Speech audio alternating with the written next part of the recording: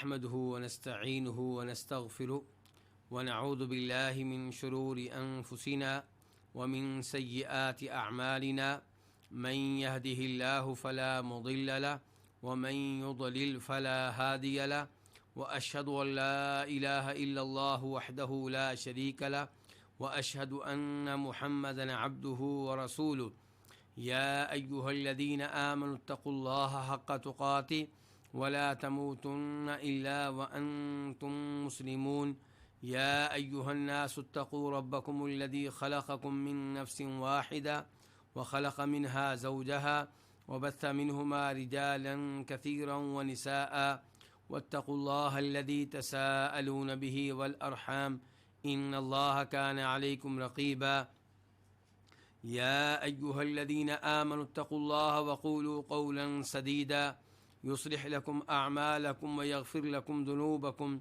ومن يطع الله ورسوله فقد فاز فوزا عظيما أما بعد فإن خير الحديث كتاب الله وخير الهدي هدي محمد صلى الله عليه وسلم وشر الأمور محدثاتها وكل محدثة بدعة وكل بدعة ضلالة وكل ضلالة في النار. قال تعالى: الحج أشهر معلومات فمن فرض فيهن الحج فلا رفث ولا فسوق ولا جدال في الحج وما تفعلوا من خير يعلمه الله وتزودوا فإن خير الزاد التقوى واتقون يا أولي الألباب. سورہ بقرہ کی آیت نمبر 197. الحج اشہر معلومات، حج چند مہینے ہیں، معلومات جو معلوم ہیں.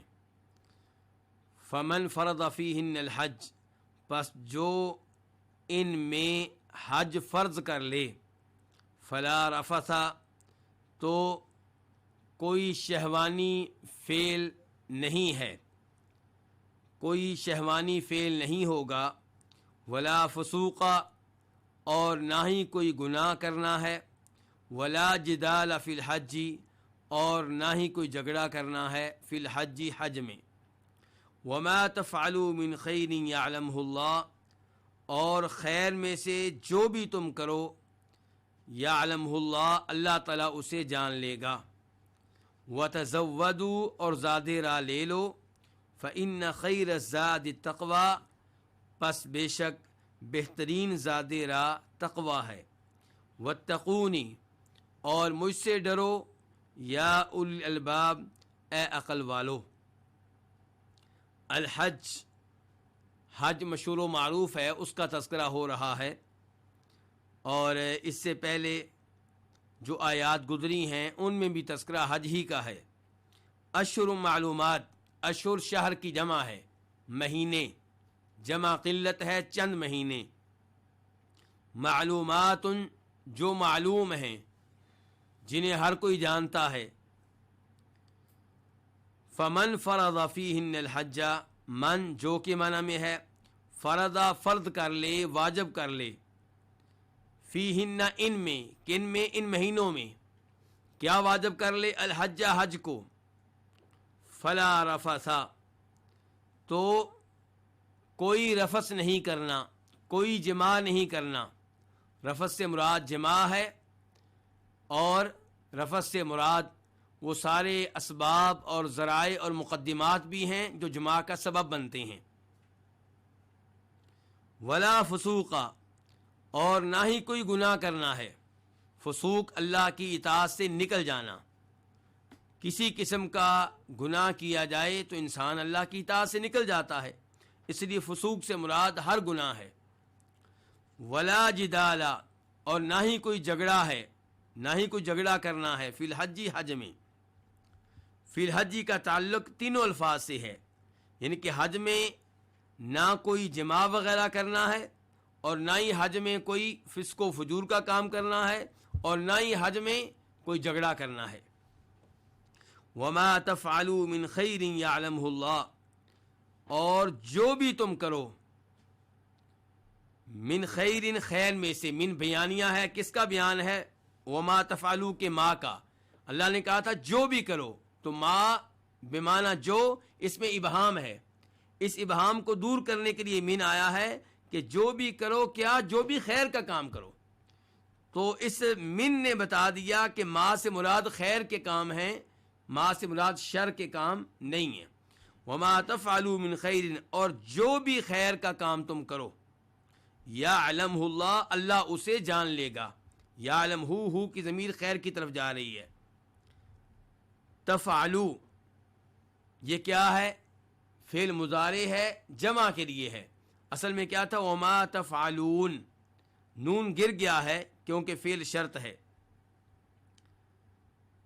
یعلمہ اللہ، یعلم فعل مضارع ہے واحد کیونکہ اللہ تعالیٰ ایک ہیں. یعلم جان لے گا، لیکن یعلم کی میم کے اوپر سکون آیا ہے، جزم آئی ہے، اس لیے کہ جواب شرط ہے. وتزودوا، اور زیادہ راہ لے لو. تو واو اور کے معنی میں ہے، اور اس کے بعد کیا ہے؟ تزودوا فعل امر ہے جمع کے لیے، تم زیادہ راہ لے لو. فإن، انا بے شک تاکید کا معنی بھی دیتا ہے، تعلیل کا معنی بھی دیتا ہے. کیونکہ خیر الزاد تقوی، بہترین زاد راہ کیا ہے؟ تقوی ہے. تقوی کا لفظی معنی کیا ہوتا ہے؟ بچنا، کسی چیز سے دور رہنا، اجتناب کرنا. واتقونی یہ فعل امر ہے، اصل میں ہے اتقو، اور اس کے بعد کیا ہے؟ نی کا معنی کیا ہوگا؟ مجھ سے. تو اتقو کا معنی کیا ہے؟ ڈرو، فعل امر ہے جمع کے لیے. یا اے کے معنی میں ہے. اولی الالباب عقل والو، الباب لب کی جمع ہے، لب عقل کو کہتے ہیں. اللہ رب العزت اس آیت کریمہ میں بتا رہے ہیں کہ حج کے اوقات کون سے ہیں. آپ جانتے ہیں کہ عمرے کا کوئی وقت نہیں ہے. عمرہ سال میں آپ کبھی بھی، کسی بھی مہینے میں، کسی بھی ہفتے میں، کسی بھی دن میں کر سکتے ہیں. لیکن حج کے مہینے مقرر ہیں. کتنے مہینے ہیں؟ 3 مہینے ہیں.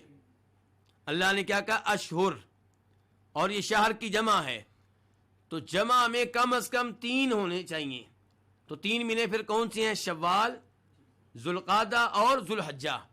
اور یہی قول ہے جناب عبداللہ ابن عباس رضی اللہ تعالیٰ عنہ کا، جیسا کہ امام بخاری اپنی صحیح میں لے کر آئے ہیں.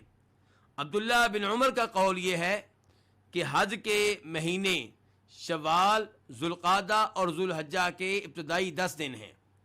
لیکن ان 2 اقوال میں سے راجح قول عبداللہ ابن عباس کا ہے، اور عبداللہ ابن عباس کا قول اپنائیں گے جو کہ قرآن کے الفاظ کے عین مطابق ہے، تو اس کا فائدہ یہ ہوگا کہ آپ نے پورے ذوالحجہ کو حج کا مہینہ شمار کیا. اس کا مطلب یہ ہے کہ اگر کوئی 10 تاریخ کو طواف افاضہ نہیں کر سکا، وہ 20 تاریخ کو کر لیتا ہے، 25 تاریخ کو کر لیتا ہے، ذوالحجہ کے مہینے میں کسی بھی دن کر لیتا ہے، تو اس نے طواف افاضہ حج کے مہینوں میں ہی کیا ہے. عبداللہ ابن عباس کا قول اس لحاظ سے بھی راجح قرار پاتا ہے کہ اللہ نے کہا کہ حج مہینے ہیں، اشہر جمع کا لفظ ہے، تو کم از کم 3 مہینے مراد لیں گے، تو پھر آپ کا قول اشہر کے مطابق ہوگا.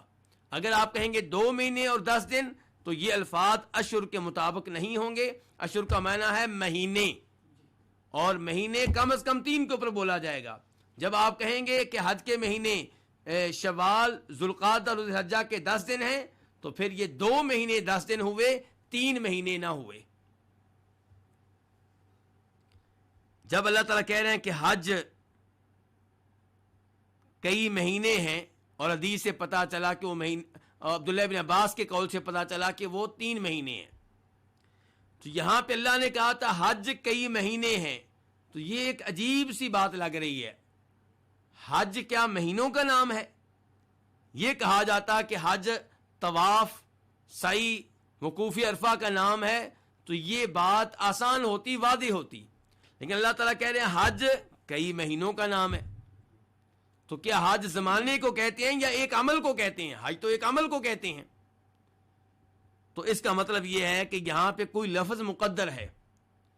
مثال کے طور پہ الحج ذو اشہر معلومات، کہ حج کئی مہینوں پہ مشتمل ہے، یا آپ کہیں گے الحج وقتہ اشہر معلومات، حج اس کا وقت کیا ہے، اس کے اوقات کیا ہیں، کئی مہینے ہیں معلومات جو معلوم ہیں، جو ہر ایک کو پتا ہے کہ کون سے مہینے ہیں۔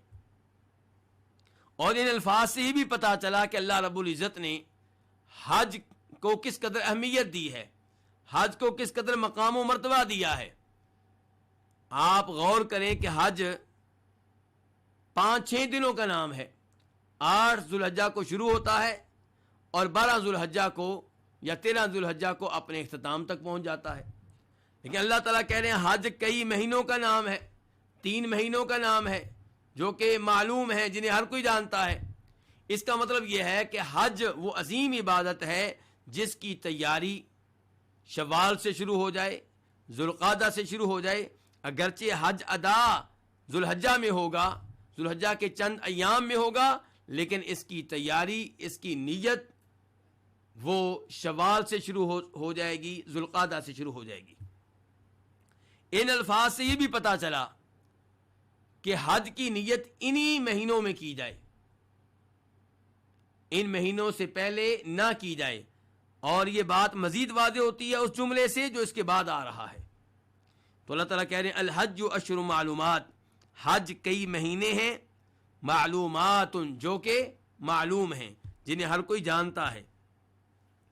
فمن فرض فیہن الحج، پس جو فرض کر لے، فیہن ان میں، کن میں، ان مہینوں میں، کیا فرض کر لے، الحج۔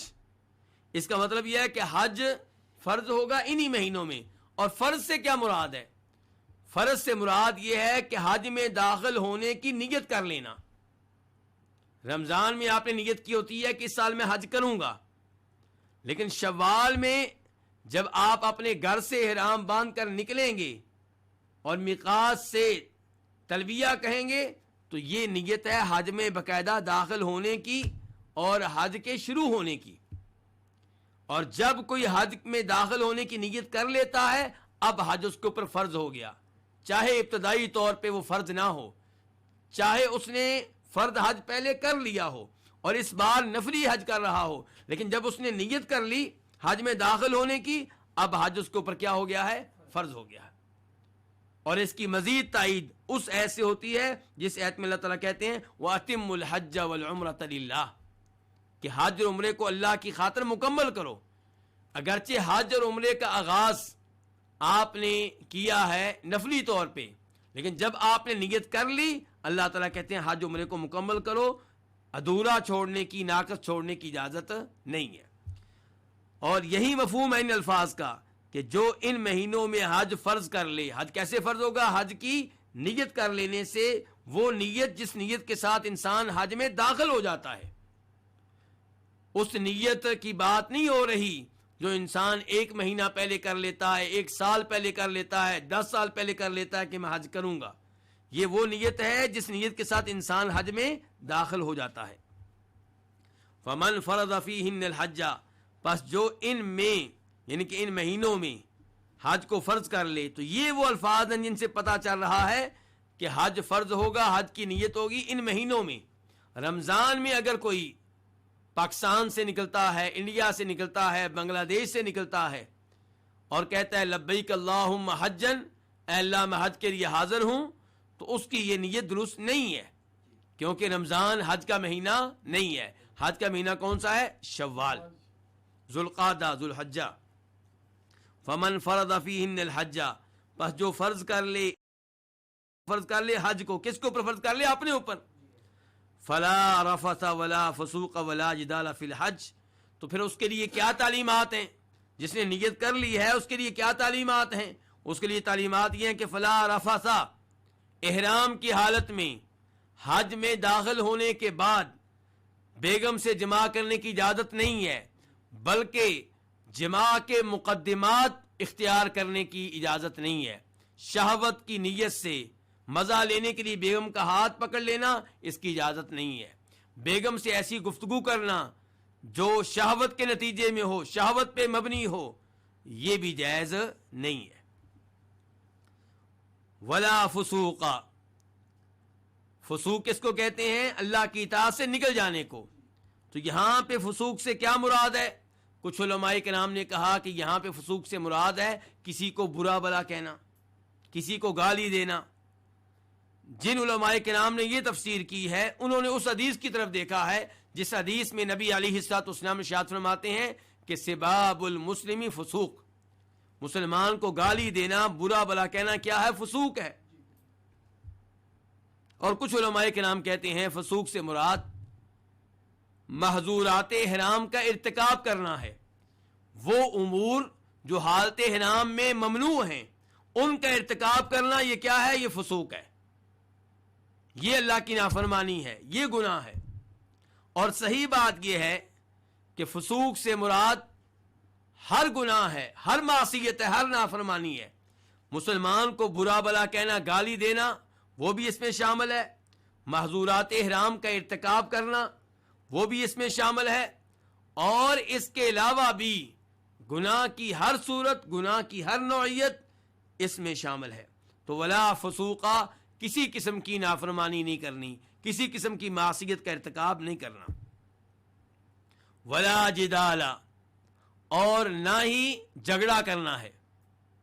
فی الحج، حج میں، یعنی کہ یہ تینوں کام حج میں کرنے کی اجازت نہیں ہے۔ جب آپ نیت کر کے حج میں داخل ہو چکے، اب یہ تین کام آپ کے لیے ممنوع ہیں۔ جھگڑا کرنا، بحث و مباحثہ کرنا، یہ اگر حق کو ثابت کرنے کے لیے ہو، حق کی تائید کے لیے ہو تو اس میں کوئی حرج نہیں ہے۔ بحث و مباحثہ کرنا، جھگڑا کرنا اگر باطل کو باطل ثابت کرنے کے لیے ہو تو اس میں کوئی حرج نہیں ہے۔ لیکن اگر مقصد حق کا اثبات نہیں ہے، مقصد حق کا غلبہ نہیں ہے، بلکہ اپنے آپ کو غالب کرنا ہے، ایک موضوع چھیڑ لیا، اب چاہتے ہیں کہ میں لوگوں کے سامنے فتح حاصل کروں، لوگ مان لیں کہ میں دلائل کے لحاظ سے بہت مضبوط ہوں، میرے پاس بہت علم ہے، اس قسم کا کوئی مقصد ہے تو پھر حج میں بحث و مباحثہ کی اجازت نہیں ہے۔ ایسے ہی دنیاوی امور میں بحث و مباحثہ کرنا، واش روم پہلے کون استعمال کرے گا، پانی پہلے کون پیے گا، اس دروازے میں پہلے کون داخل ہوگا، گاڑی پہ پہلے کون سوار ہوگا، گاڑی سے پہلے کون اترے گا، تو ایسے امور میں بحث و مباحثہ کرنے کی اور جھگڑا کرنے کی اجازت نہیں ہے۔ ان الفاظ کی تائید کے طور پہ نبی علیہ الصلوۃ والسلام کی ایک حدیث آپ کے سامنے رکھنا چاہوں گا۔ اس حدیث میں آپ علیہ الصلوۃ والسلام فرماتے ہیں من حج هذا البیت فلم یرفث ولم یفسق رجع کما ولدته امه، کہ جس نے اس گھر کا حج کیا، کس گھر کا؟ بیت اللہ کا، کعبہ کا، اور حج کے دوران بیگم کے ساتھ تعلقات قائم کرنے سے اجتناب کیا اور گناہوں سے دور رہا، تو حج کے بعد وہ اپنے گھر اس حال میں واپس آئے گا کہ گناہوں سے ایسے پاک صاف ہو چکا ہوگا جیسے اس دن گناہوں سے پاک صاف تھا جس دن اس کی ماں نے اس کو جنم دیا تھا۔ اس سے آپ اندازہ کر سکتے ہیں کہ اگر حج اللہ رب العزت کے احکام کے مطابق کیا جائے، نبی علیہ الصلوۃ والسلام کی تعلیمات اور سنت کے مطابق ادا کیا جائے تو اس کی کیا شان ہے، اس کا کیا مقام و مرتبہ ہے۔ اور اس سے یہ بھی پتا چلا کہ حج میں بیگم سے تعلقات قائم کرنے سے گریز کرنا ہے اور ہر طرح کے گناہوں سے دور رہنا ہے۔ یہاں پہ ایک سوال پیدا ہوگا کہ گناہوں کی ممانعت یہ تو حج میں داخل ہونے سے پہلے بھی ہے، بعد میں بھی ہے، اور فضول قسم کا لڑائی جھگڑا کرنا یہ تو حج سے پہلے بھی منع ہے، حج کے بعد بھی منع ہے، تو اللہ نے یہ کیوں کہا ہے کہ حج میں منع ہے؟ تو اللہ تعالیٰ نے اس لیے کہا ہے تاکہ ہر ایک کو معلوم ہو جائے کہ یہ امور اگرچہ حج سے پہلے بھی منع ہیں، حج کے بعد بھی منع ہیں، لیکن حج کے دوران ان کی ممانعت کی شدت میں اضافہ ہو جاتا ہے۔ یہ چیزیں حج سے پہلے بھی جرم ہیں، لیکن دوران حج کریں گے تو جرم میں اضافہ ہو جائے گا۔ تو اللہ رب العزت کہتے ہیں فلا رفث ولا فسوق ولا جدال فی الحج، حج کے دوران کسی قسم کا جنسی تعلق قائم نہیں کرنا، ولا فسوقا اور کسی قسم کا گناہ نہیں کرنا، ولا جدالا اور لڑائی جھگڑا نہیں کرنا۔ اس کے بعد اللہ تعالیٰ فرماتے ہیں وما تفعلوا من خیر یعلمہ اللہ، اللہ نے پہلے شر کا تذکرہ کیا جس سے دور رہنا ہے، اس کے بعد اللہ تعالیٰ خیر کے کاموں کی ترغیب دے رہے ہیں، فرمایا وما تفعلوا من خیر، اور جو بھی خیر کا کام کرو گے، خیر یہ نکرہ ہے اور شرط کے بعد آیا ہے تو عموم کا فائدہ دیتا ہے، خیر کا کام بڑا ہو یا چھوٹا ہو، جو بھی خیر کا کام کرو گے یعلمہ اللہ، ضائع نہیں جائے گا، اللہ کے علم میں ہے، یعنی کہ اللہ اس کا اجر و ثواب دے گا۔ تو یہ خیر کے کام کرنے کی ترغیب دی جا رہی ہے۔ آپ حج کے دوران تلاوت کریں، حج کے دوران تلبیہ پڑھیں، حج کے دوران طواف کریں، حج کے دوران صفا مروہ کی سعی کریں، حج کے دوران آپ نماز پڑھیں، جو بھی خیر کے کام کریں گے اللہ تعالیٰ کے علم میں ہے، ضائع نہیں جائیں گے۔ حج کے دوران اپنے دیگر مسلمان بھائیوں کے ساتھ اخلاق کا رویہ اپنائیں، تعاون کا رویہ اپنائیں اور انہیں کسی قسم کی تکلیف نہ دیں۔ یہ خیر کے سارے کام اللہ کے علم میں ہیں، اللہ تعالیٰ کے ہاں تمہاری یہ نیکی ضائع نہیں جائے گی، اللہ اس پہ اجر و ثواب دے گا۔ اور ان الفاظ سے یہ بھی پتا چلا کہ ہر چیز اللہ کے علم میں ہے۔ اس سے پتا چلا کہ اللہ کی صفات میں سے ایک صفت کیا ہے؟ علم۔ اور اللہ تعالیٰ کی صفت میں کوئی عیب نہیں ہے، کوئی کمزوری نہیں ہے۔ انسان کہتا ہے کہ میں عالم ہوں، میں ماسٹر ہوں، میں ماہر ہوں، لیکن جن امور میں مہارت کا دعویٰ کرتا ہے ان امور میں بھی اس کا علم 100% نہیں ہوتا، ان امور میں بھی غلطی کر جاتا ہے، خطا کر جاتا ہے، لیکن اللہ تعالیٰ کی صفت علم میں کسی قسم کی کوئی کمی نہیں ہے۔ وَتَزَوَّدُوا فَإِنَّ خَيْرَ الزَّادِ التَّقْوَىٰ، اللہ تعالیٰ فرماتے ہیں زاد راہ لے لو، کیونکہ بہترین زاد راہ کیا ہے؟ تقویٰ ہے۔ ان الفاظ کا معنی و مفہوم جاننے کے لیے اس سبب نزول کا جان لینا ضروری ہے جو ان الفاظ کے نزول کا سبب بنا۔ امام بخاری روایت کرتے ہیں جناب عبداللہ ابن عباس رضی اللہ تعالی عنہما سے کہ اہل یمن حج کے لیے آتے تو زاد راہ لیے بغیر آتے، کھانے پینے کا سامان لیے بغیر آتے، جیب خرچ لیے بغیر آتے، مکہ میں پہنچ کر لوگوں سے سوال کرتے، لوگوں سے مانگتے اور کہتے کہ نحن المتوکلون، ہم اللہ پہ توکل کرنے والے ہیں، ہمارا اللہ پہ بھروسہ ہے، ہمارا اللہ پہ اعتماد ہے۔ تو اللہ رب العزت نے یہ آیات نازل کی اور کہا وَتَزَوَّدُوا زاد راہ لے لو، کھانے پینے کا سامان لے کر آؤ، جیب خرچ لے کر آؤ۔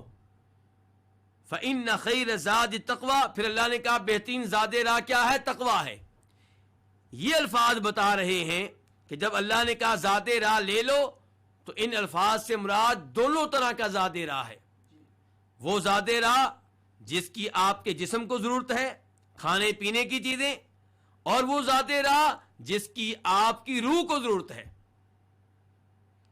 اس لیے کہا زاد راہ لے لو، بہترین زاد راہ کیا ہے؟ تقویٰ ہے۔ جیسے اللہ تعالیٰ نے ایک اور مقام پہ کہا ہے کہ بہترین لباس تقویٰ کا لباس ہے، ایسے یہاں پہ کہا بہترین زاد راہ کیا ہے؟ تقویٰ ہے۔ آپ متقی بن کر آئیں، پرہیزگار بن کر آئیں، گناہوں سے بچتے ہوئے حج کے لیے آئیں۔ حج کے دوران گناہوں سے بچیں، حج کے دوران اللہ کی نافرمانی سے بچیں، حج کے دوران ایسے امور سے بچیں جن امور کا ارتکاب کرنے پہ اللہ تعالیٰ ناراض ہو جاتا ہے۔ تو فرمایا وَتَزَوَّدُوا فَإِنَّ خَيْرَ الزَّادِ التَّقْوَىٰ۔ اور یہاں پہ اس امر کی وضاحت کر دوں کہ یمنی لوگ کہا کرتے تھے ہم اللہ پہ توکل کرنے والے ہیں، جبکہ شریعت میں اس کو توکل نہیں کہتے۔ توکل کس چیز کا نام ہے؟ کہ آپ جو کام کرنا چاہتے ہیں اس کام کو سر انجام دینے کے لیے جن اسباب کو اختیار کرنا ضروری ہے وہ تمام اسباب اور ذرائع اور وسائل اختیار کریں، اس کے بعد آپ کا بھروسہ ان اسباب پہ نہ ہو، ان وسائل پہ نہ ہو، ان ذرائع پہ نہ ہو، بلکہ بھروسہ کس پہ ہو؟ اسباب کے رب پہ ہو۔ لیکن اسباب اختیار کیے جائیں گے۔ انبیاء کرام علیہم الصلوۃ والسلام نے جب بھی جہاد کیا، جہاد کے اسباب اور ذرائع اختیار کیے۔ آپ بدر کی لڑائی لڑتے ہیں تو صحابہ کرام کو ساتھ لے کر گئے ہیں، جو اسلحہ میسر تھا اسے ساتھ لے کر گئے ہیں، لیکن اب جب میدان میں پہنچے ہیں تو توکل اور اعتماد اور بھروسہ کس پہ ہے؟ اللہ رب العزت پہ۔ صحابہ کرام پہ بھروسہ نہیں ہے، لیکن صحابہ کرام کو بطور اسباب اختیار کیا ہے، یہ ہے توکل۔ اسباب اختیار کیے بغیر کہنا کہ اللہ پہ توکل ہے، یہ شرعی توکل نہیں ہے۔ تو یمنی لوگ آتے تھے، ان کا توکل اور بھروسہ اللہ تعالیٰ پہ نہیں تھا، لوگوں کی جیب پہ تھا، لوگوں کے مال پہ تھا۔ اور آج بھی کئی لوگ درویش بن کر بیٹھ جاتے ہیں، آپ کو درباروں پہ بیٹھے ہوئے نظر آئیں گے، کہیں گے جی ہمارا اللہ پہ توکل ہے، محنت نہیں کریں گے، مزدوری نہیں کریں گے، کوئی پیشہ اور ہنر اختیار نہیں کریں گے۔ یہ بھی حقیقت میں اللہ پہ توکل نہیں کرتے، ان کا توکل بھی لوگوں کے ہاتھ پہ ہے، لوگوں کے مال پہ ہے، لوگوں کی جیب پہ ہے، اور ایسا توکل مذموم ہے۔ شریعت ایسے توکل کو پسند نہیں کرتی۔ وَتَزَوَّدُوا فَإِنَّ خَيْرَ الزَّادِ التَّقْوَىٰ وَاتَّقُونِ يَا أُولِي الْأَلْبَابِ۔ جب تقویٰ کا ذکر آیا تو اللہ نے کہا وَاتَّقُونِ، مجھ سے ڈرو، اللہ تعالیٰ کے غضب سے ڈرو، اللہ کے عذاب سے ڈرو، اللہ کی ناراضگی سے ڈرو۔ وَاتَّقُونِ، اور مجھ سے ڈرو، یا اولی الالباب، اے عقل والو۔ اس سے پتہ چلا کہ یہ نصیحت کون قبول کرتے ہیں؟ جو عقل مند ہوتے ہیں۔ عقل کو استعمال کرنے والے کس سے ڈرتے ہیں؟ اللہ تعالیٰ سے۔ اور جو عقل کو استعمال نہیں کرتے وہ اللہ کی بجائے لوگوں سے ڈرتے ہیں۔ نماز کے لیے نہیں آئیں گے، کس سے ڈرتے ہوئے؟ اپنے کسی ڈائریکٹر سے ڈرتے ہوئے، کسی دنیاوی انسان کے خوف سے۔ جبکہ عقل مند کس سے ڈرتے ہیں؟ اللہ رب العزت سے۔ وہ اللہ تعالیٰ کی اطاعت کو، اللہ کے آرڈر کو، اللہ کے حکم کو دیگر لوگوں کی ناراضگی پہ ترجیح دیتے ہیں۔ تو واتقون یا اولی الالباب۔ اس کے بعد آیت نمبر 198 اللہ تعالیٰ کہہ رہے ہیں لیس علیکم جناح ان تبتغوا فضلا من ربکم فاذا افضتم من عرفات فاذکروا اللہ عند المشعر الحرام واذکروه كما هداکم وان کنتم من قبلہ لمن الضالین۔ تمہارے اوپر کوئی حرج نہیں ہے، تمہارے اوپر کوئی گناہ نہیں ہے اس بات میں کہ تم اپنے رب کی طرف سے کسی فضل کو تلاش کرو۔ فَإِذَا أَفَضْتُم مِّنْ عَرَفَاتٍ، پس جب تم واپس آؤ عرفات سے، فَاذْكُرُوا اللَّهَ عِندَ الْمَشْعَرِ الْحَرَامِ، تو مشعر حرام کے پاس اللہ کا ذکر کرو۔ وَاذْكُرُوهُ، اور اس کا ذکر کرو جیسا کہ اس نے تمہیں ہدایت دی ہے۔ اور بے شک بات یہ ہے کہ تم اس ہدایت سے پہلے یقیناً گمراہوں میں سے تھے۔ لیس کا معنی کیا ہوتا ہے؟ نہیں۔ علیکم، تمہارے اوپر، جناح، کوئی حرج، کوئی گناہ، ان تبتغوا فضلا من ربکم، ان تبتغوا مصدر مؤول ہے اور یہ منصوب ہے بنزع الخافض، یعنی کہ اس سے پہلے فی مقدر ہے، فی ان تبتغوا فضلا من ربکم، یعنی کہ تمہارے اوپر کوئی حرج نہیں ہے، کوئی گناہ نہیں ہے اس بات میں کہ تم اپنے رب کا کوئی فضل تلاش کرو۔ تبتغوا اصل میں کیا تھا؟ تبتغون، فعل مضارع جمع کے لیے، تو ان تبتغوا آیا تو نون گر گیا، مانا کیا ہوگا؟ تمہارا تلاش کرنا۔ فضلا من ربکم، اپنے رب کا فضل۔ یہاں پہ ربوبیت کون سی ہے؟ ربوبیت خاصہ۔ اللہ نے اپنے رب ہونے کی نسبت کن کی طرف کی ہے؟ ان کی طرف جو حج کر رہے ہیں۔ حج کرنے والے مسلمان، اللہ رب العزت نے اپنے رب ہونے کی نسبت ان کی طرف کی ہے، حالانکہ اللہ تعالیٰ سب کا رب ہے۔ لیکن یہاں پہ اللہ تعالیٰ نے حج کرنے والے مسلمانوں کے بارے میں کہا کہ میں تمہارا رب ہوں. اس سے پتا چلا کہ اللہ تعالیٰ ان لوگوں کے خصوصی طور پہ رب ہیں، کیونکہ یہ اللہ کی راہ میں نکلے ہیں تو اللہ تعالیٰ ان کا خصوصی طور پہ اہتمام کرنے والے ہیں. فَإِذَا أَفَضْتُمْ، اذا جب کے معنی میں ہے، افضتم فعل ماضی جمع کے لیے، افاد یفیدو سے لوٹنا، واپس آنا، تو افضتم تم واپس آؤ، من عرفات میدان عرفات سے.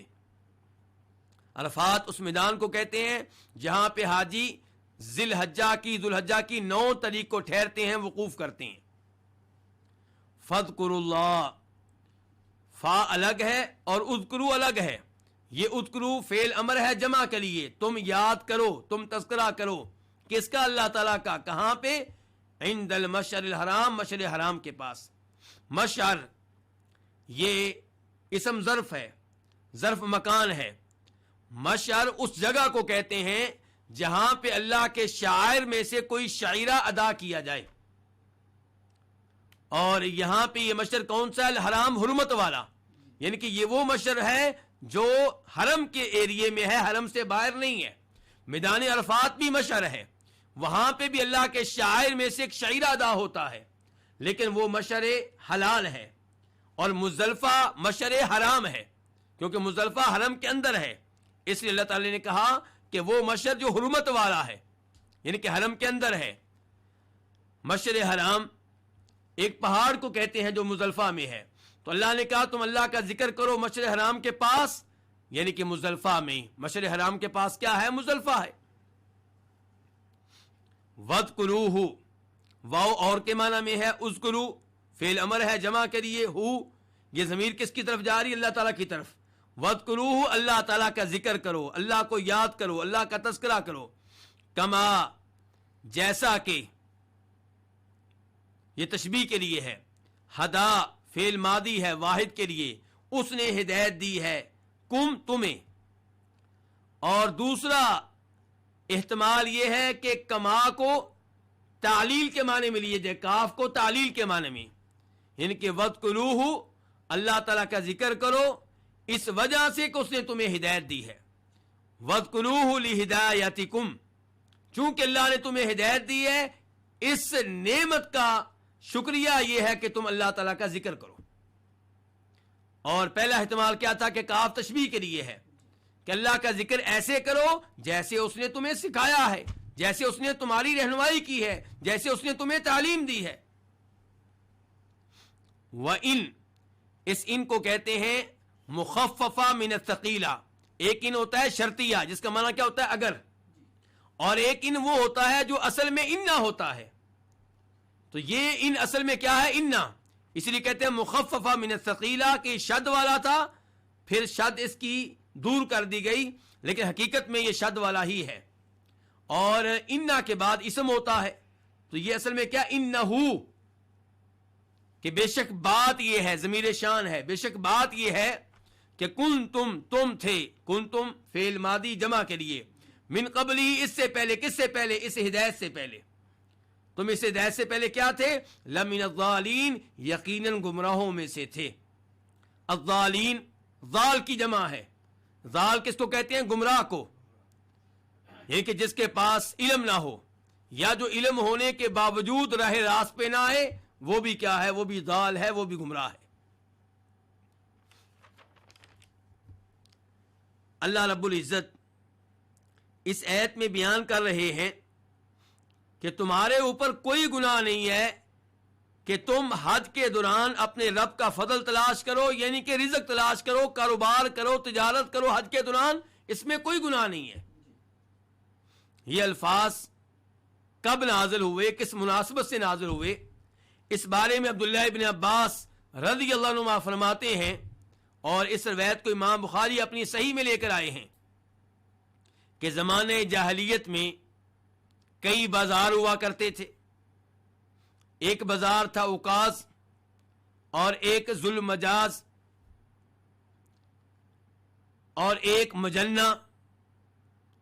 جب اسلام آیا تو صحابہ کرام نے ان بازاروں میں حج کے دوران کاروبار کو گناہ سمجھا، تو اللہ رب العزت نے یہ آیت نازل کی اور فرمایا لیس علیکم جناح ان تبتغوا فضلا من ربکم، کہ حج کے دوران کاروبار کرو، تجارت کرو، رزق کماؤ، رزق تلاش کرو، اس میں کوئی حرج نہیں ہے، کوئی گناہ نہیں ہے۔ اور انہی الفاظ کے بارے میں امام ابو داؤد روایت کرتے ہیں ابو امامہ سے، یہ ابو امامہ صحابی نہیں ہے بلکہ ایک تابعی ہیں، وہ کہتے ہیں کہ میں حج کے دوران اپنی سواریاں کرائے پہ دیا کرتا تھا، میرا یہ کاروبار تھا۔ لوگوں نے مجھ سے کہا کہ حج کے دوران تم یہ کاروبار کرتے ہو، تمہارا کوئی حج نہیں ہے۔ کہتے ہیں کہ میں عبداللہ بن عمر کے پاس آیا، ان سے سوال کیا تو وہ کہنے لگے مجھے یہ بتاؤ کہ حج کے دوران حج میں داخل ہونے کی نیت کرتے ہو؟ میں نے کہا بالکل۔ تلبیہ کہتے ہو؟ میں نے کہا بالکل۔ طواف کرتے ہو؟ میں نے کہا بالکل۔ عرفہ میں، میدان عرفات میں وقوف کرتے ہو؟ میں نے کہا بالکل۔ تو عبداللہ بن عباس نے کہا کہ تمہارا حج ٹھیک ہے، نبی علیہ الصلوۃ والسلام کے پاس ایک آدمی آیا تھا، اس نے بالکل یہی سوال کیا تھا جو سوال تم نے مجھ سے کیا ہے کہ میں حج کے دوران اپنی سواریاں کرائے پہ دیتا ہوں، کیا میرا حج ہے؟ تو یہ آیت نازل ہوئی تھی کہ لیس علیکم جناح ان تبتغوا فضلا من ربکم، کہ تمہارے اوپر کوئی گناہ نہیں ہے اس معاملے میں کہ تم اپنے رب کا فضل تلاش کرو، کاروبار کرو، تجارت کرو۔ تو اس سے پتہ چلا حج کے دوران کاروبار وغیرہ کرنے میں کوئی حرج نہیں ہے۔ تو ان الفاظ سے یہ بھی پتہ چلا کہ اسلام وہ دین نہیں ہے جو لوگوں کو دنیا سے روکے، بلکہ اسلام حج کے دوران حاجی سے کہہ رہا ہے کہ اگر تم حج کے دوران کاروبار کرتے ہو تو یہ کوئی گناہ نہیں ہے۔ اس کا مطلب یہ ہے کہ دین اسلام جہاں عبادت کی ترغیب دیتا ہے، آخرت کی فکر دیتا ہے، وہاں پہ وہ آپ کو دنیا کمانے کا حق بھی دیتا ہے، اور یہ اسلام کی خوبی ہے۔ اس کے بعد اللہ تعالیٰ فرماتے ہیں فَإِذَا أَفَضْتُم مِّنْ عَرَفَاتٍ فَاذْكُرُوا اللَّهَ عِندَ الْمَشْعَرِ الْحَرَامِ، پس جب تم واپس آؤ میدان عرفات سے تو اللہ کا ذکر کرو مشعر حرام کے پاس۔ میدان عرفات سے واپس آؤ، اس کا کیا مطلب ہے؟ اس کا مطلب یہ ہے کہ حاجی میدان عرفات میں پہنچ چکا ہے اور اللہ تعالیٰ کہہ رہے ہیں کہ جب واپس آؤ تو تم نے مزدلفہ میں اللہ کا ذکر کرنا ہے۔ حج کی ترتیب کیا ہے آپ اس پہ غور کریں۔ حج کس تاریخ سے شروع ہوتا ہے؟ 8 ذو الحجہ کو حج شروع ہوتا ہے۔ مکہ میں لوگ احرام پہنتے ہیں، حج کی نیت کرتے ہیں، اور کئی لوگوں نے پہلے سے نیت کی ہوتی ہے۔ مثال کے طور پہ وہ لوگ جو حج کنان کر رہے ہوتے ہیں، یا حج افراد کرنے والے وہ لوگ جو باہر سے آئے ہوتے ہیں، تو انہوں نے پہلے سے نیت کی ہوتی ہے حج کی، یہ پہلے سے احرام کی حالت میں ہوتی ہیں۔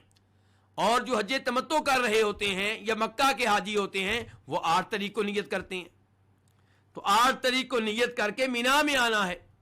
سنت طریقہ یہ ہے کہ مینا میں ظہر، عصر، مغرب، عشاء، فجر کی نمازیں ادا کی جائیں۔ اب فجر کی نماز ادا کریں گے تو 9 تاریخ شروع ہو چکی ہے۔ 9 تاریخ کو سورج طلوع ہونے کے بعد سنت طریقہ یہ ہے کہ آپ میدان عرفات کے لیے مینا سے نکل کھڑے ہوں، راستے میں تکبیریں کہیں، تلبیہ پڑھیں، میدان عرفات میں ظہر سے لے کر مغرب تک رہیں، وہاں پہ وقوف کریں، ظہر عصر کی نمازیں ادا کریں، اللہ رب العزت سے دعائیں کریں۔ اس کے بعد سنت طریقہ یہ ہے کہ آپ مزدلفہ میں آ جائیں۔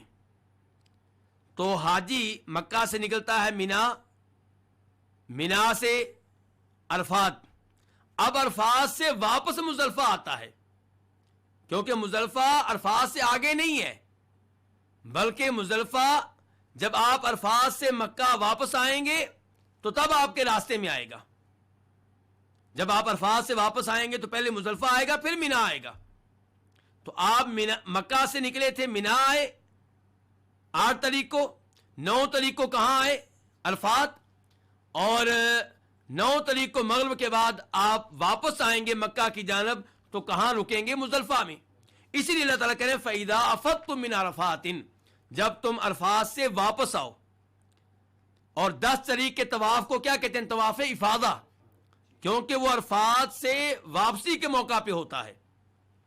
تو فَإِذَا أَفَضْتُم مِّنْ عَرَفَاتٍ، جب تم عرفات سے واپس آؤ تو اللہ کا ذکر کرو مشعر حرام کے پاس۔ عرفات کے وقوف کی حج میں بہت زیادہ اہمیت ہے۔ نبی علیہ الصلوۃ والسلام فرماتے ہیں اس حدیث میں جسے امام ترمذی، ابو داؤد روایت کرتے ہیں کہ الحج عرفہ، حج نام ہے میدان عرفات میں وقوف کرنے کا۔ تو میدان عرفات میں وقوف کرنا یہ حج کا رکن ہے، اس کے بغیر حج نہیں ہوگا۔ لیکن اللہ رب العزت نے یہاں پہ عرفات میں وقوف کی اہمیت بیان نہیں کی، صرف اتنا بیان کیا ہے کہ جب عرفات سے واپس آؤ تو اللہ تعالیٰ کا ذکر کرو مشعر حرام کے پاس مزدلفہ میں۔ اللہ نے یہ نہیں کہا کہ عرفات میں وقوف کرو، اس کا آرڈر نہیں دیا۔ اس میں کیا حکمت ہے؟ تو جب آپ ان الفاظ پہ غور کریں گے تو آپ کو پتہ چلے گا کہ ان الفاظ سے یہ نتیجہ نکل رہا ہے کہ عرفات میں ہر حاجی نے جانا ہی جانا ہے، وہاں پہ وقوف کرنا ہی کرنا ہے۔ یہ بات سب کو معلوم ہے، یہ بات واضح ہے، لیکن مزدلفہ کی اہمیت شاید کئی لوگوں کے لیے واضح نہ ہو، تو اللہ تعالی نے کہا فَاذْكُرُوا اللَّهَ عِنْدَ الْمَشْعَرِ الْحَرَامِ، کہ جب تم عرفات سے واپس آؤ، عرفات کے وقوف سے فارغ ہو جاؤ، تو تم نے اللہ کا ذکر کرنا ہے مشعر حرام کے پاس۔ مشعر حرام کے بارے میں بتا چکا ہوں، یہ مزدلفہ میں ایک پہاڑ کا نام ہے۔ تو اس پہاڑ کے قریب اللہ کا ذکر کرنا ہے، اس کا مطلب یہ ہے کہ پورے مزدلفہ میں اللہ کا ذکر کرنا ہے۔ تو اللہ کا ذکر کون سا ہے مزدلفہ میں؟ مغرب عشاء کی نمازیں ادا کی جائیں گی، 9 طریق کی مغرب اور عشاء کی نمازیں اور اسی طرح فجر کی نمازیں، 3 نمازیں وہاں پہ ادا کی جائیں گی۔ یہ اللہ کا ذکر ہے، نماز اللہ کا سب سے بڑا ذکر ہے۔ وَأَقِمِ الصَّلَاةَ لِذِكْرِي، اس کے علاوہ وہاں پہ تلبیہ کہا جائے۔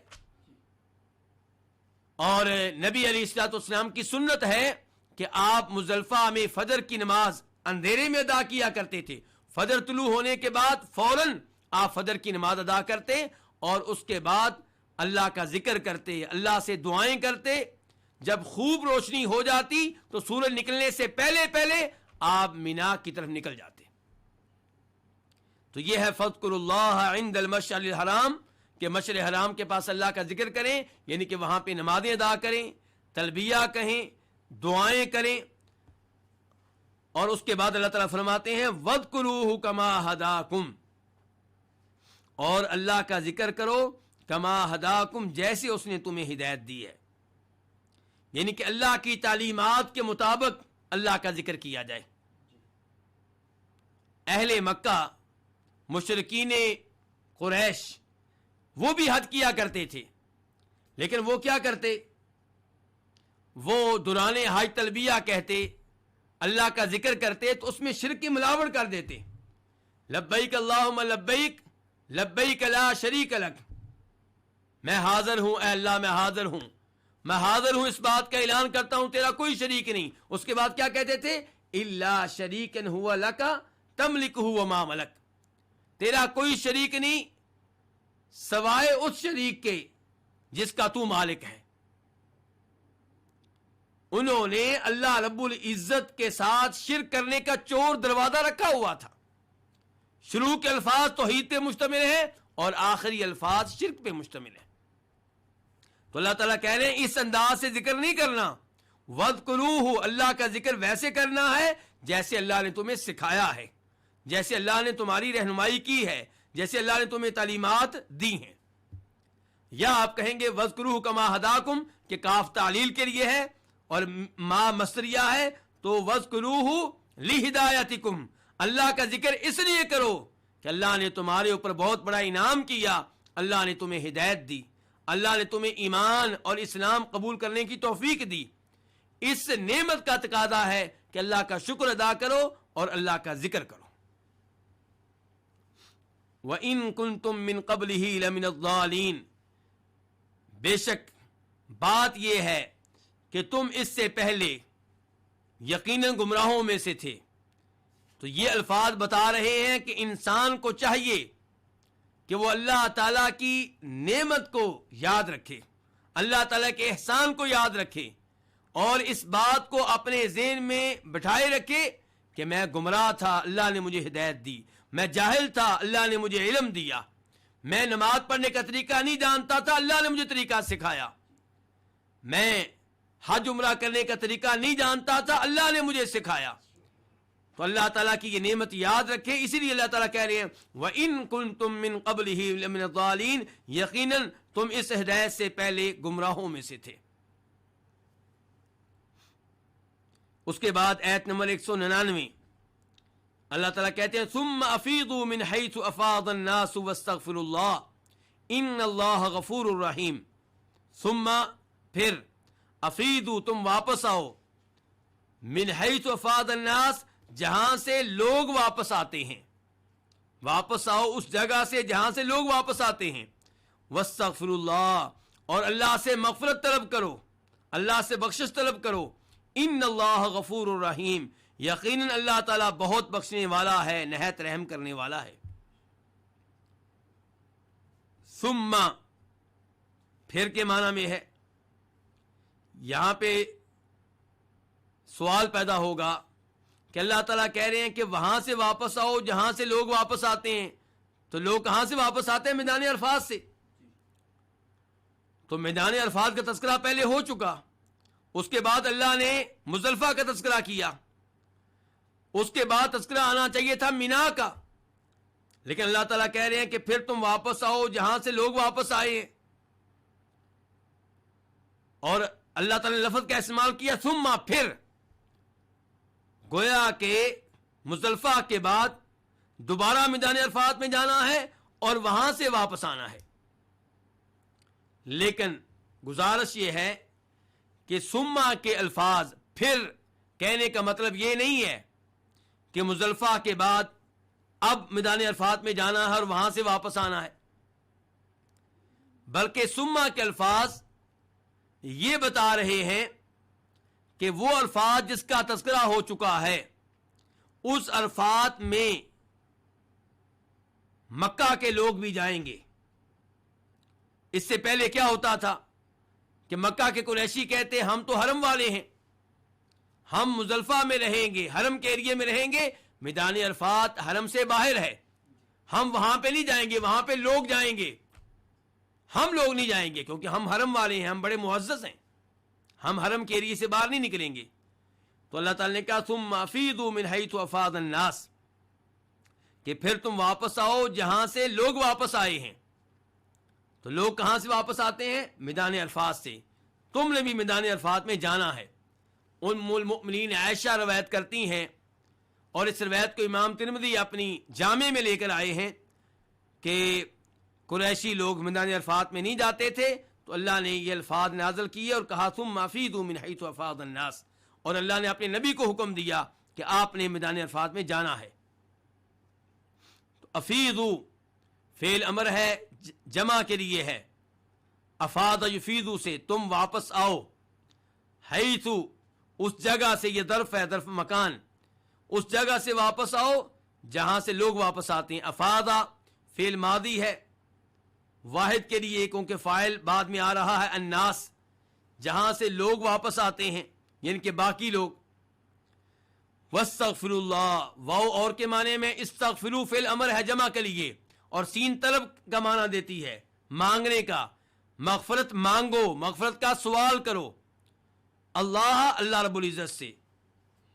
ان اللہ، کیونکہ اللہ تعالی غفور، بہت بخشنے والے، غفور مبالغے کا لفظ ہے، بہت بخشنے والے، بہت مغفرت کرنے والے، رحیم یہ بھی مبالغے کا لفظ ہے، کیا معنی ہوگا؟ بہت زیادہ رحمت کرنے والے۔ تو اللہ تعالیٰ آیت نمبر 199 میں حکم دے رہے ہیں کہ ان کو، حاجیوں کو، کہ سارے کے سارے حاجی میدان عرفات میں جائیں گے، کسی کے لیے خصوصیت نہیں ہے، اور اس سے پتہ چلا کہ شریعت سب کے لیے برابر ہے۔ ہاں اگر شریعت نے کہیں پہ فرق کیا ہے تو شریعت نے بتا دیا ہے، ورنہ عام طور پہ شریعت میں کوئی فرق نہیں ہے، ساری شریعت تمام لوگوں کے لیے برابر ہے۔ فرمایا ثم افیضوا، تم واپس آؤ اس جگہ سے جہاں سے لوگ واپس آتے ہیں، واستغفر اللہ، اور اللہ تعالیٰ سے مغفرت طلب کرو۔ اس میں اشارہ ہے اس بات کی طرف کہ آپ نے حج کے بڑے رکن عرفات کو، وقوف عرفات کو ادا کر لیا، اور وقوف مزدلفہ کو بھی ادا کر لیا۔ اس کے بعد طواف رہ گیا ہے، وہ کسی بھی دن ہو سکتا ہے، اگرچہ افضل دن 10 تاریخ ہے۔ فرمایا اب کیا کرنا ہے؟ اللہ سے گناہوں کی معافی لینی ہے۔ تو یہ وہی انداز ہے جو انداز اللہ رب العزت نے اور نبی علیہ الصلوۃ والسلام نے دیگر کئی عبادات میں اپنایا ہے۔ اللہ کے رسول علیہ الصلوۃ والسلام جب نماز سے فارغ ہوتے تو کیا کہتے تھے؟ اللہ تعالیٰ سے مغفرت طلب کرتے تھے، 3 دفعہ اللہ سے مغفرت طلب کرتے۔ مثال کے طور پہ آپ کہتے استغفر اللہ استغفر اللہ استغفر اللہ۔ تو یہاں پہ بھی یہی صورتحال ہے کہ حج کے آخر میں اللہ سے مغفرت طلب کی جائے۔ ان اللہ غفور الرحیم، یہ جملہ تعلیل ہے استغفروا کے لیے۔ اللہ سے گناہوں کی معافی کیوں مانگنی ہے؟ کیونکہ اللہ تعالیٰ بہت بخشنے والا ہے، نہایت رحم کرنے والا ہے۔ غفور اور رحیم اللہ کے ناموں میں سے 2 نام ہیں۔ ان 2 ناموں سے اللہ کی 2 صفتوں کا پتہ چل رہا ہے، نمبر 1 مغفرت، نمبر 2 رحمت۔ اللہ تعالیٰ مغفرت کرنے والے ہیں، رحمت کرنے والے ہیں، اور ہم ان دونوں صفات پہ ایمان لاتے ہیں، کسی قسم کی تعویل نہیں کریں گے، کسی قسم کی تحریف نہیں کریں گے، کسی قسم کی تشبیہ نہیں دیں گے، لیکن ان 2 صفات کو مانیں گے اور ان کے حقیقی معنی پہ محمول کریں گے۔ کئی لوگ اللہ تعالیٰ کے نام رحیم کو مان لیتے ہیں اور بظاہر صفت رحمت کو بھی مان لیتے ہیں، لیکن اس کے معنی کا انکار کرتے ہیں۔ ہم اس کے معنی کو بھی مانتے ہیں اور صفت کو بھی مانتے ہیں، اور یہ بھی مانتے ہیں کہ اللہ تعالیٰ رحیم ہے اور یہ اللہ کے ناموں میں سے ایک نام ہے۔ غفور مبالغے کا لفظ ہے کہ اللہ بہت معاف کرنے والے ہیں، اور ایسے ہی ہے، اللہ ایک دنیا کو معاف کر رہے ہیں۔ دوسرے نمبر پہ ایک ہی انسان کو اللہ تعالیٰ بار بار معاف کر رہے ہیں۔ انسان بار بار گناہ کرتا ہے، بار بار مغفرت طلب کرتا ہے، اللہ تعالیٰ بار بار معاف کرتے ہیں، بخشتے ہیں۔ اس کے بعد اللہ تعالیٰ نے فرمایا آیت نمبر 200 میں فَإِذَا قَضَيْتُم مَّنَاسِكَكُمْ فَاذْكُرُوا اللَّهَ كَذِكْرِكُمْ آبَاءَكُمْ أَوْ أَشَدَّ ذِكْرًا فَمِنَ النَّاسِ مَن يَقُولُ رَبَّنَا آتِنَا فِي الدُّنْيَا وَمَا لَهُ فِي الْآخِرَةِ مِنْ خَلَاقٍ۔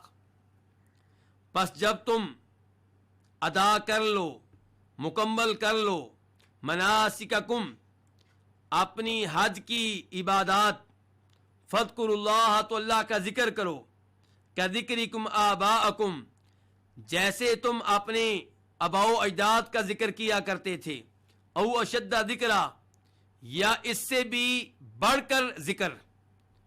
فَمِنَ النَّاسِ مَن يَقُولُ، پس لوگوں میں سے کچھ وہ ہیں جو کہتے ہیں ربنا، اے ہمارے رب، آتنا، ہمیں دے، فی الدنیا، دنیا میں، وما لہ فی الآخرۃ من خلاق، ایسے لوگوں کے لیے آخرت میں کوئی حصہ نہیں ہے۔ فَإِذَا، اذا کا معنی کیا ہے؟ جب، قضیتم فعل ماضی ہے جمع کے لیے، تم ادا کر لو، تم پورے کر لو، مناسککم، مناسک کس کی جمع ہے؟ جی اس کی جمع ہے، اور اس کا معنی کیا ہے؟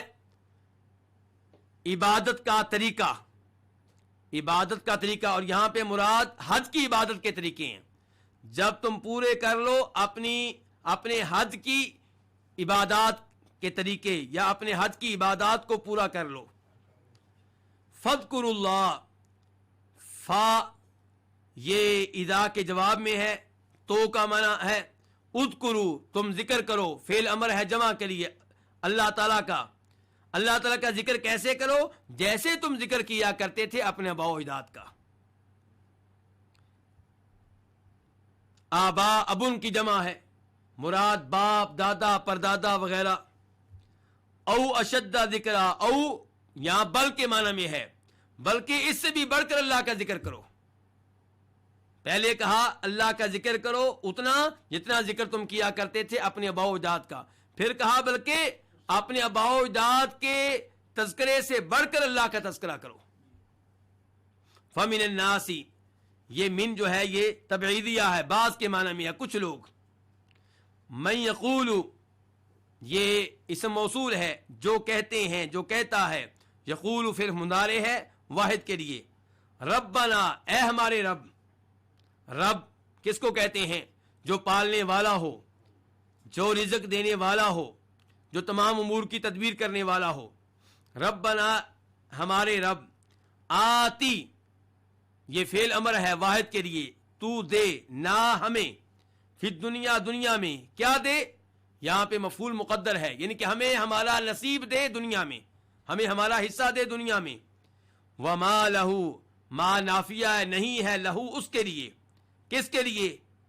جو یہ کہے کہ اے ہمارے رب ہمیں دنیا میں ہمارا حصہ دے، ایسے آدمی کے لیے نہیں ہے فی الآخرت، آخرت میں، من خلاق، کوئی بھی حصہ۔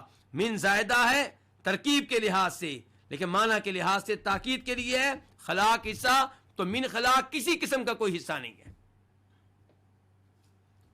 اس آیت میں اللہ رب العزت کہہ رہے ہیں کہ جب تم اپنے حد کی عبادات مکمل کر لو۔ حد کی عبادات مکمل کب ہوتی ہیں؟ جب انسان حلال ہو جاتا ہے۔ 10 طریق کو کنکریاں مارنے کے بعد، طواف وغیرہ کرنے کے بعد انسان احرام کھول دیتا ہے، حلال ہو جاتا ہے۔ تو اللہ تعالیٰ کہتے ہیں جب تم اپنی حد کی عبادات مکمل کر لو، فاذکروا اللہ، تو اب اللہ کا ذکر کرو۔ حاجی 10 طریق کے بعد کہاں ٹھہرتا ہے؟ مینا میں۔ تو مینا میں پہلے لوگ اپنے خاندان کا تذکرہ کیا کرتے تھے، اپنے آباء و اجداد کا تذکرہ کیا کرتے تھے، ان پہ فخر کیا کرتے تھے، جیسا کہ عبداللہ ابن عباس بیان کرتے ہیں اس روایت میں جس کو امام ابن ابی حاتم اپنی تفسیر میں لے کر آئے ہیں۔ کہا کرتے تھے میرا والد، میرا دادا، میرا پردادا وہ تھا جس نے فلاں موقع پہ اتنا خرچ کیا، اتنے لوگوں کو کھانا کھلایا۔ میرا باپ دادا وہ تھا جس نے فلاں قاتل کی دیت ادا کی، فلاں معاملے کو حل کیا۔ تو اپنے بڑوں کا تذکرہ کیا کرتے تھے، ان پہ فخر کیا کرتے تھے۔ تو اللہ تعالی نے کہا فاذکروا اللہ، اللہ کا ذکر کرو، کذکرکم آباءکم، جیسے تم ذکر کیا کرتے تھے اپنے آباء و اجداد کا۔ او اشد ذکرا، بلکہ جتنا تم تذکرہ کیا کرتے تھے اپنے آباء و اجداد کا، اس سے کہیں زیادہ تذکرہ کس کا کرو؟ اللہ تعالیٰ کا کرو، کیونکہ اللہ تعالیٰ تمہارا خالق ہے، تمہارا مالک ہے، تمہارا رازق ہے۔ فَمِنَ النَّاسِ، بعض لوگ وہ ہیں جو کہتے ہیں کہ اے ہمارے رب ہمیں ہمارا حصہ کہاں دے؟ دنیا میں، یعنی کہ وہ دنیا مانگتے ہیں، انہیں آخرت کی کوئی فکر نہیں ہے، جنت کا سوال نہیں کرتے، جہنم سے بچنے کا سوال نہیں کرتے، بس دنیا مانگتے رہتے ہیں۔ اس بارے میں بھی عبداللہ ابن عباس بیان کرتے ہیں، جیسا کہ امام ابن حاتم ان سے اپنی تفسیر میں روایت کرتے ہیں کہ وہ کہا کرتے تھے مینا میں کہ اے اللہ ہمارے اس سال کو خوشحالی کا سال بنا دے، ہمارے اس سال کو اچھی اولاد کا سال بنا دے، ہمیں اچھی اولاد دینا، اور بارشوں کا سال بنا دے۔ تو اللہ تعالیٰ کہہ رہے ہیں، خبردار کر رہے ہیں کہ ایسے لوگوں کے لیے آخرت میں کوئی حصہ نہیں جن کی توجہ صرف دنیا پہ ہو، جن کا سوال وہ ہو جس کا تعلق صرف دنیا سے ہو، جو آخرت سے اعراض کرتے ہوں، جنہیں آخرت کی کوئی فکر نہ ہو۔ اس کے بعد اللہ تعالیٰ فرماتے ہیں وَمِنْهُمْ مَنْ يَقُولُ رَبَّنَا آتِنَا فِي الدُّنْيَا حَسَنَةً وَفِي الْآخِرَةِ حَسَنَةً وَقِنَا عَذَابَ النَّارِ، یہ آیت نمبر 201 ہے۔ وَمِنْهُمْ، اور ان میں سے کچھ وہ ہیں جو کہتے ہیں ربنا، اے ہمارے رب، آتینا، ہمیں دے، فی الدنیا، دنیا میں، حسنہ، بلائی، وفی الآخرۃ حسنہ، اور آخرت میں بھی بلائی، وقنا، اور ہمیں محفوظ رکھنا، ہمیں بچانا، عذاب النار، جہنم کے عذاب سے۔ منہم، یہ من تبعیدیہ ہے، بعض کے معنی میں ہے، ان میں سے بعض وہ ہیں من یقول، جو کہتے ہیں ربنا، اے ہمارے رب، آتینا، اس کی وضاحت پہلے ہو چکی ہے، کیا کہتے ہیں؟ اے ہمارا رب ہمیں دے، دنیا میں کیا دے؟ حسنہ، خیر دے، اچھائی دے، بلائی دے، اور آخرت میں بھی کیا دینا؟ بلائی دینا، خیر دینا۔ وقینا، قینا، کی فعل امر ہے واحد کے لیے، کی وقا، یقی سے فعل امر ہے، تو بچا، نہ ہمیں، عذاب الناری، جہنم کے عذاب سے۔ اس آیت میں اللہ تعالی نے دوسرے فریق کا تذکرہ کیا۔ پہلا فریق کون تھا؟ جس کی توجہ صرف دنیا پہ ہے، آخرت سے کوئی غرض نہیں ہے، آخرت کی کوئی فکر نہیں ہے۔ اللہ نے کہا ان کا آخرت میں کوئی حصہ نہیں ہے۔ دوسرا فریق وہ ہے جو دنیا بھی مانگتا ہے، آخرت بھی مانگتا ہے، اور جہنم کے عذاب سے پناہ بھی مانگتا ہے۔ تو اللہ رب العزت دوسرے فریق پہ راضی ہیں، پہلے فریق پہ راضی نہیں ہے۔ اے ہمارے رب ہمیں دنیا کی خیر دے، دنیا کی بلائی دے، اس میں دنیا کی ہر خیر آ جاتی ہے، رزق، مکان، گاڑی، جاب، اولاد، کھیتی باڑی، پراپرٹی، عزت، دنیا کی ہر چیز اس میں داخل ہے۔ وفی الآخرۃ حسنہ، اور ہمیں آخرت کی بلائی دے، اس میں آخرت کی ہر خیر داخل ہے۔ اللہ تعالیٰ کے چہرے کا دیدار، جنت، نامہ اعمال دائیں ہاتھ میں ملے، حوض کوثر سے پانی پینے کا موقع ملے، جہنم کے اوپر جو پل ہے وہاں سے سلامتی سے گزر جائیں، یہ تمام چیزیں وفی الآخرۃ حسنہ میں داخل ہیں۔ وقنا عذاب النار، یہ کیوں کہا، یہ کیوں سکھایا؟